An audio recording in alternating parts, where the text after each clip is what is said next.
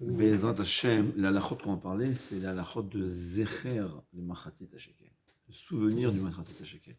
Mais avant ça, on va parler, c'est quoi le Machatzit HaShekel lui-même. Alors, la Torah, Chachamim nous enseigne que de la Torah, on voit, je m'excuse, du début, il y avait une obligation de Korban Hatamid. Ouais. C'est un cadeau qu'Akadosh Baruch Hu nous a offert au moment où Avraham Avinu a été prêt à sacrifier Yitzhak Avinu. C'est quoi Korban Hatamid? On devait sacrifier le premier, en fait c'était le plus tôt possible en réalité, on devait sacrifier un mouton, c'était Ola, Holocauste, et en fin de journée aussi, on devait sacrifier un Korban. C'est un mouton.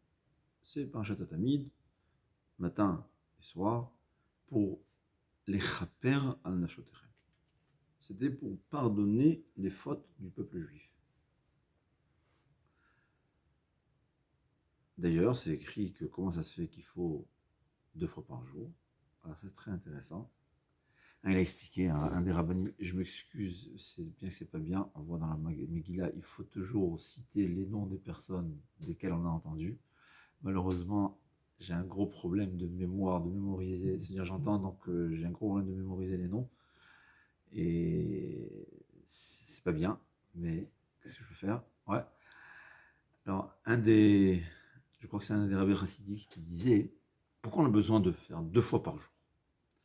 Il dit, la faute, c'est comme une tache d'encre. Tu as une tache d'encre. Si dans l'immédiat, tu nettoies, avec un petit sopalin, on nettoie. Tu attends un peu, ça va commencer à sécher, il faudra un peu d'eau. Après, il faudra du savon. Et si tu attends quelques jours, il faudra bien gratter. Ouais. Et si tu attends quelques mois ou quelques années, ça va s'absorber dans la pierre. Et là, il faudra peut-être même... C'est la même chose, la faute. Quand quelqu'un il fait tchouva sur place, la tchouva elle est facile. Plus il attend, plus la tchouva est difficile. Et en vérité, le plus grave dans la faute, c'est pas la faute. C'est grave de faire une faute, parce qu'on peut surmonter. Mais on peut dire qu'Akadosh Baruch Hu, Yada Yitzrenu, il connaît notre Yitzhara. Ouais. Ineni nishpat oter al omrech lo chatati. Le jugement, il est quand on n'avoue pas la faute, quand on ne fait pas de chouva. Ouais. Quand il a fait la faute, il a fait la faute. Le Yitzhara était fort, mais après, le Yitzhara n'est plus là. Tu vois pourquoi on ne fait pas de chouva? On voit David Améler, le Navi, il vient le reprocher pour l'histoire de Bathsheba. Dès que le Navi commence sa phrase, tout de suite, David Améler, il fait tchouva. Il dit oui, j'ai fauté. C'est écrit que le Navi, en lui parlant, Hachem il lui a arrêté, il lui a stoppé la névoie, la prophétie qui était la punition de David, et sur place, Akadosh Baruch Hu, il a pardonné. Évidemment, il devait réparer. C'est-à-dire, quand un homme il fait tchouva sur place, donc il a montré qu'au fait, sa faute, c'était une erreur. Donc c'est pour ça qu'il dit on faisait un sacrifice le matin et en fin de journée. Le tôt le matin pour pardonner les fautes de la nuit, et en fin de journée pour pardonner les fautes de la journée, dans l'immédiat. Tu fais la capara dans l'immédiat, c'est nettoyer la tâche quand elle est encore fraîche, elle est encore... Voilà, tout facilement. Et c'est aussi une leçon à faire. Il faut savoir, il y avait 2 korbanot, c'était Midin et Sinran. À part ça, les jours de fête, on rajoutait aussi des korbanot. Et c'était tout pour...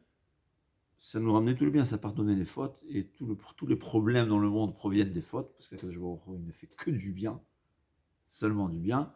Tous les problèmes qu'il y a, c'est nos problèmes, c'est à cause de nos fautes. Donc les korbanot, il y avait aussi les korbanot qu'on sacrifiait pour les nations aussi. C'est écrit que si les nations savaient le bien que le Beth Amikdash, les sacrifices de Beth Amikdash leur faisaient, ils auraient mis des gardiens autour du Beth Amikdash pour le protéger et nous obliger à nous à continuer à sacrifier nos korbanot.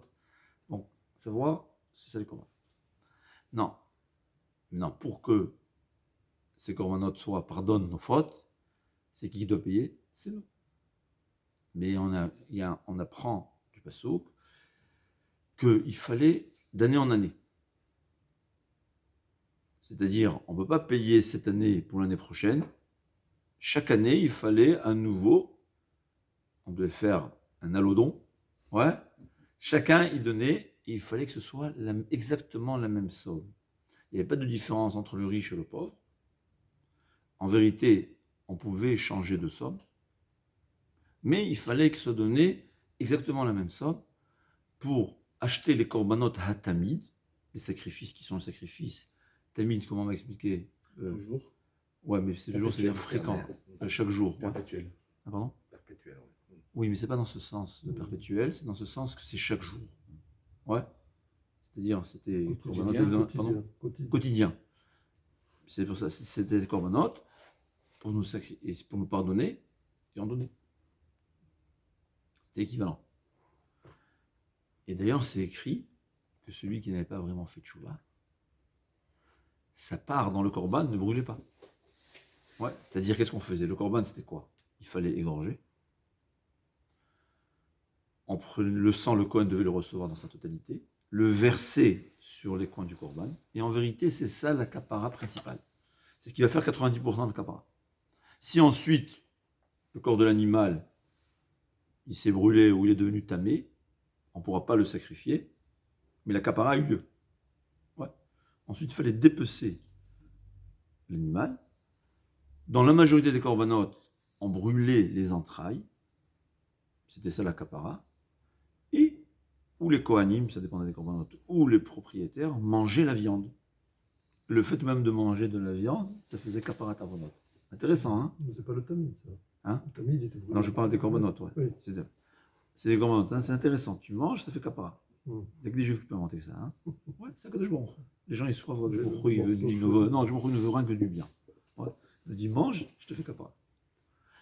À part ça, il y avait certains corbanotes, et c'était ça korbanot tamid. C'était des holocaustes, c'est-à-dire on fallait dépecer, et on prenait tous les membres, il fallait monter sur le misbéach, et ils brûlaient. C'est écrit que celui qui ne faisait pas une tchouva totale, parce que c'est vrai que le korban, ça facilite la tchouva, mais non, il doit quand même faire un peu, il doit faire le premier pas, ou le dernier pas. Ouais. Donc, il fallait aussi une teshuva. Et si quelqu'un ne faisait pas de teshuva, eh ben, sa partie, il y avait ces quelques grammes ou milligrammes, ou peut-être même microgrammes de viande qui lui appartenait, que Hachem sait c'est laquelle, qui ne brûlait pas, jusqu'à qu'il faisait tchouva. Ça pouvait prendre jusqu'à Hanouka, ça pouvait prendre 4, 5, 6, 7 mois, jusqu'à qu'il fait tchouva. Peut-être à Kippour, la Kippour, l'homme, tout le monde fait tchouva, et tout brûle, je sais pas. C'est écrit comme ça. Et là, il fallait donc, chacun, il devait donner sa part. Qui devait donner sa part? Seulement, il y a une marloquette. Est-ce que c'est à partir de l'âge de 20 ans qu'on devait donner, ou à partir de l'âge de 13 ans? Mais ce qui est sûr, c'est seulement les mâles, pas les femelles, pas les femmes. Pourquoi? Les femmes n'ont pas besoin de kapara? Peut-être. Mais en vérité, c'est pas ça. C'est parce que c'est le chef de maison. Quand le père y donnait pour toute sa famille. Ouais. Quelle est la preuve? On verra que, par exemple, c'est très intéressant. Rabbeinu Yonah dit, aujourd'hui, on n'a pas le korban tamid. On ne sacrifie pas le korban. Qu'est-ce qu'on doit faire? Il faut savoir que c'est le plus important dans la tfila, à part la tfila qu'on fait à partir de Hodou. Ce qui est avant Hodou, ce qui est presque obligatoire, c'est ce qu'on appelle parashat tamid. C'est la lecture justement de cette parashat tamid dans laquelle on décrit le fait qu'on doit sacrifier Tzavet Ben Israël, korban Melechmi et Ishai, qu'on doit sacrifier le korban tamid. C'est écrit que même les femmes sont obligées de le lire. Rabbeinu Yonah dit que les femmes sont obligées de lire ça. C'est pas l'avis unanime, c'est pas l'unanimité. Même pour les hommes, c'est pas évident que j'appellerais ça, c'est presque obligatoire de le lire. Il faut savoir que, bien que la coutume n'est pas ça, hein, je n'ai pas vu une coutume pareille que les femmes lisent, mais Rabbeinu Yonah dit que les femmes doivent lire. Donc on voit qu'au fait, les femmes aussi ont leur part dans le korban tamid, mais seulement c'est pas une part personnelle, c'est une part à travers leur mari ou leur père. Et c'était ça, korban tamid. J'ai perdu le fil de ce que je voulais dire, je m'excuse. Ouais, donc, c'est-à-dire, le korban tamid, c'était pour pardonner toutes les fautes, c'était seulement les hommes et les femmes qui devaient donner. Donc, ce qui est très intéressant, je m'excuse, on donnait ça l'année. C'est quand commence l'année par rapport au korbanot? Il faut savoir que dans la Torah, il y a 2 Rosh Hashanah. Il y a Rosh Hashanah, les Chodashim, les mois, et Chodashim de l'année. Rosh Hashanah de l'année, c'est notre Rosh Hashanah qu'on connaît. Mais Rosh Hashanah des mois, c'est Nissan. Ouais. Donc, au fait, c'était de Nissan. L'année commence de Rosh Chodesh Nissan. Donc, les korbanot des Rosh Chodesh Nissan, il fallait que ce soit avec un nouvel argent qu'on avait donné. Donc, c'est écrit que Rosh Chodesh Adar, on annonçait qu'il fallait, il fallait donner les machatzit shekel. C'est-à-dire, à l'origine, quand la Torah l'a donné, c'était un demi-shekel. Shekel, c'est une pièce de monnaie, qui dans le temps, c'était, la pièce de monnaie, c'était en combien en grammes d'argent, ou en or ou de cuivre, mais là, c'est bien d'argent. On verra que machatzit shekel, c'est entre 9 et 10 grammes. Évidemment, chacun va jurer qu'il est sûr de ce qu'il dit, mais il y a des doutes, on ne sait pas exactement. On va dire dit 9 grammes, il y a qui dit 9,6 grammes, j'ai même vu qu'un Farahim dit 10 grammes. C'est un peu, le Kafarem, je ne me souviens pas, mais en tout cas, il y a plusieurs avis différents, c'est entre 9 et 10 grammes. Mais comme le Rambam dit, je me souviens, que c'est selon les générations, selon l'époque. Ouais. C'est-à-dire, il y avait le Beddin qui siégeait, il jugeait combien on a besoin pour les korbanot, on a besoin tant et tant d'argent, combien il y a environ qui vont donner, on partageait, mais il fallait que ce soit équitable. C'est la seule. Donc, c'était à partir de Rosh Chodesh Adar, on annonçait Maseret Shkalim, c'est pour cela qu'on lit Parashat Shkalim, Rosh Chodesh Adar, ouais, c'est ce qu'on lit. Et à partir de Purim, on commençait à payer, il fallait donner, chacun donner son machatzit shekel. On avait aussi la possibilité d'obliger quelqu'un de donner. Ouais, parce que c'était pour tout le monde. La Gemara a dit que quand Haman il a proposé ces 600 lingots d'argent, c'est un poids, un lingot dans le temps, c'est pas comme aujourd'hui, c'est un kilo, oui, c'est un certain poids d'argent que je ne me souviens pas, pour Achashverosh, en lui disant, voilà, je te donne l'argent et donne-moi le peuple. C'est écrit que Akadosh Baruch Hu lui a dit, Racha, moi je t'ai devancé. Le peuple juif, déjà avant que tu donnes tes 600 lingots, le peuple juif déjà, ça fait déjà 2000 ans.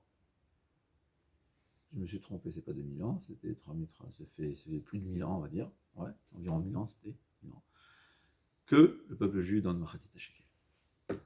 Et donc la mitzvah de Machatit HaShekel, c'est ce qui a, on va dire, qui a contrebalancé ce que Haman a donné à Achashverosh. Drôle de midrash. Hein? D'ailleurs, il faut savoir que selon certains midrashim, Achashverosh lui a dit, j'ai pas besoin de cet argent. Et c'est que Haman a donné cet argent à la tzedaka. Pourquoi? Il savait que la tzedaka, ça aide. C'est un peu stupide. Ouais. Tu fais une mitzvah pour qu'Akadosh Baruch Hu t'aide à faire une avera. Mais on voit, c'est ce que Balak il a fait. Il offrait des korbanot pour pouvoir maudire le peuple juif. Et grâce à korbanot qu'il a offert, il a eu le mérite d'avoir un arrière-petit-enfant qui s'appelait David Ameler. Ouais. Ouais. Donc on voit que même une mitzvah qui est faite dans une mauvaise intention, elle a beaucoup de valeur. La même chose, Haman, c'est écrit qu'il a donné à la tzedaka, en s'imaginant que c'est possible que s'il n'y avait pas de tzedaka, il n'aurait même pas pu réussir, même le début n'aurait pas réussi. C'est possible que c'est pour ça qu'il a le mérite qu'il a des petits-enfants qui étudient la Torah. Ça s'écrit. Qu'il a des enfants, c'est possible.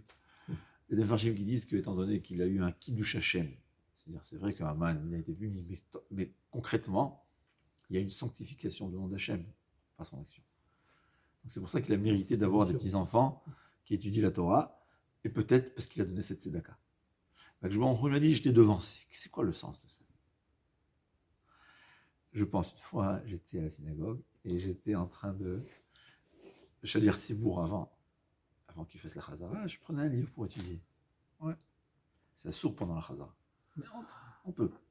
C'est pas facile, ouais, il faut faire attention, parce que des fois tu oublies un mètre. Des fois, mais il faut faire attention, mais on a le droit. Si on fait attention, on a le droit. Il y a un ami, que lui, il prie au milieu du portable. C'est quoi, il prie au milieu du portable? Ça veut dire, il rentre à la synagogue avec son portable, il est toujours occupé à son portable, et de temps en temps, il répond Amen. Alors lui, il est trop à me faire la reproche, il me dit, mais on n'a pas le droit d'étudier en plein de tefila. Alors je lui ai dit, ce midrash-là. Le midrash, il dit, Haman, il a donné 600 lingots d'argent, qui sont l'équivalent exactement de 600 000 fois Machatit HaShekel. Ouais. 600 000 fois Khatsi Shekel, 10 grammes, ça fait environ 600 000, c'est 6 millions de grammes. Ouais, ça fait combien? 6 millions de grammes, ça fait... Ça fait 600 000 kilos. 600 000 kilos. Et ben voilà, il avait donné 600 000 kilos d'argent. C'est énorme en fait. Surtout dans le temps, c'est une valeur énorme. 600 tonnes. Hein? 600 tonnes d'argent. Aujourd'hui, c'est pas grand-chose. Ouais. Je prends. Non, c'est pas grand-chose. Ouais, c'est Tonnes 60 d'argent. millions, je crois, d'euros. J'ai vu. Peu importe. Alors, le Midrash, il dit la même chose. Le Midrash, il dit, je dis ce Midrash-là, je dis c'est quoi ce sens, ce que ça veut dire. Il y a un autre Midrash qui dit que quand Bilham, il s'est levé tôt pour aller maudire le peuple juif, Akadosh Baruch Hu lui a dit, toi tu te lèves tôt, mais il y a avant toi, il y a Avraham Avinu qui t'a devancé, lui aussi il s'est levé très tôt pour aller sacrifier Yitzhak. Quel est le sens? Le chat, il est comme ça. Des fois, le Yetzer Hara, il a un kitroug. C'est quoi un kitroug? Il a une reproche au peuple juif. Il dit, regarde, les Réchaïm pour leur Averot, ils font beaucoup plus d'efforts que ce que nous, on est prêt à faire pour nos mitzvot.